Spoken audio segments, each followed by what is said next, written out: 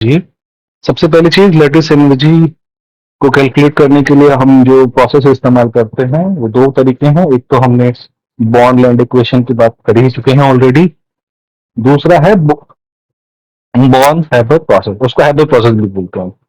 ठीक है। इसमें क्या होता है कि हम ना जितने भी स्टेप्स हो रहे हैं उनका पूरा मतलब उसको एक साइक्लिक स्टेप में लिख लेते हैं। जैसे समझिए कि हम सॉलिड से मतलब जो मेटल है अपनी स्टैंडर्ड सॉलिड स्टेट में है, जो भी उसकी स्टेट है, और जो हेलोजन है या जो भी अनायन है अपनी स्टैंडर्ड स्टेट में है, दोनों कंबाइन करेंगे तो हमारा सॉलिड बनेगा। इस प्रोसेस को बोलते हैं एंथैल्पी ऑफ फॉर्मेशन। अब एंथैल्पी ऑफ फॉर्मेशन हमें मिल गई, लेकिन ये जो प्रोसेस है ये प्रोसेस कैसे हुआ होगा वो चीज समझने की कोशिश करो। हुआ ये ऐसे होगा कि मेटल पहले गैस सॉलिड से गैस में कन्वर्ट हुआ, इसको बोलते हैं सब्लिमेशन। ठीक है। तो गैस में कन्वर्ट हो गया और फिर इससे एक इलेक्ट्रॉन निकालने के लिए हमें आयनाइज करना पड़ेगा, तो आयनाइजेशन बंद हो गया। तो मेटल जो है एक मेटल प्लस स्टेट में कन्वर्ट हो गया बाय लूजिंग वन इलेक्ट्रॉन। और कौन से प्रोसेस हुए? पहला प्रोसेस ये, दूसरा प्रोसेस ये, और तीसरा प्रोसेस हमारा वो भी है। ठीक है। अब अगर हम हेलोजन या फिर अनायन की बात करें, अनायन अगर डायटोमिक है तो उसको एटॉमिक स्टेट में कन्वर्ट करने के लिए एनर्जी लगेगी, उसको बोलेंगे डिसोसिएशन। और इलेक्ट्रॉन गेन कराने के लिए जो भी एनर्जी लगेगी उसको बोलेंगे इलेक्ट्रॉन एफिनिटी। तो ये हमारी हो गई फोर्थ, ये हो गया फिफ्थ। अब ये जो वैल्यू है 1 2 मतलब और लास्ट वाला जो वैल्यू है, ये दोनों मिलके ये हमें बनाएंगे मतलब metal ion cation in gaseous state और halogen ion in gaseous state combine करेंगे तो मतलब हमें mx सॉलिड मिलेगा। और इसी प्रोसेस को बोलते हैं लैटिस एनर्जी। यानी लेट्स से कि ये अपना 6 है, तो 3 जो होगा ये इक्वल किसके होगा? 1 + 2 + 3 + 4 + 5, नहीं, 1 + 2 + 4 + 5 + 6। इस ये थर्ड वाला इन पांचों के सम के इक्वल होगा। ठीक है। इसी की हम बात कर रहे थे। अब हम इसको मिटा देते हैं, मिटाना इंपॉर्टेंट है। यानी हमने सारे स्टेप्स को एक उसमें कन्वर्ट कर दिया। ठीक है, जिससे हमें इजीली समझ में आए। ठीक है।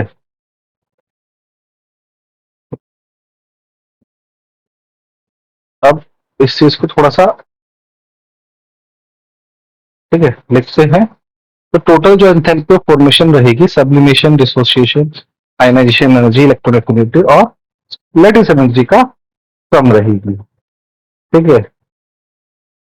अब हम कैलकुलेट भी करते हैं।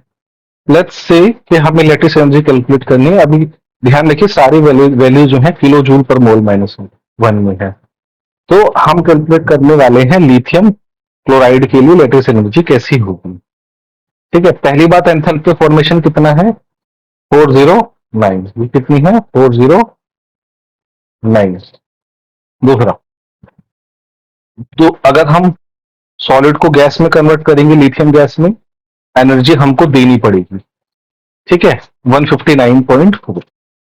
इसी तरीके से क्लोरीन डायटोमिक गैस को अगर एटॉमिक गैस में कन्वर्ट करेंगे तो भी हमें एनर्जी देनी पड़ेगी, वो भी पॉजिटिव है। गैस को आयनाइज करेंगे, लिथियम गैस को अगर आयनाइज करेंगे तो एनर्जी देनी पड़ेगी, वो कितनी है? 520। इसी तरीके से क्लोरीन गैस को अगर इलेक्ट्रॉन डोनेट एक्सेप्ट करना है तो एनर्जी कितनी निकलेगी? -349। और इन सबके साथ में अगर मतलब लिथियम प्लस गैस और क्लोराइड आयन गैस को अगर हम कंबाइन करेंगे और लिथियम क्लोराइड सॉलिड बनाएंगे तो एनर्जी कितनी रिलीज होगी? -860.8। तो एक्चुअली में लेटिस एनर्जी जो है हमारी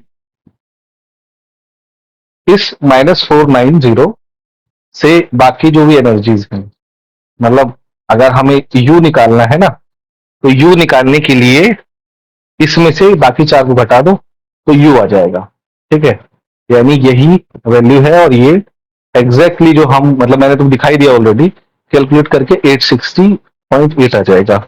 तो लिथियम जो क्लोराइड है उसकी वैल्यू को हम लिख लेते हैं, कितना है कहीं पे 860.8। ये लिखने का एक रीजन है। ठीक है, अब हम कैलकुलेट करते हैं, दूसरे वाली कैलकुलेट करते हैं। ठीक है, अगर हम सोडियम क्लोराइड के लिए बात करें तो सेम ही प्रोसेस है।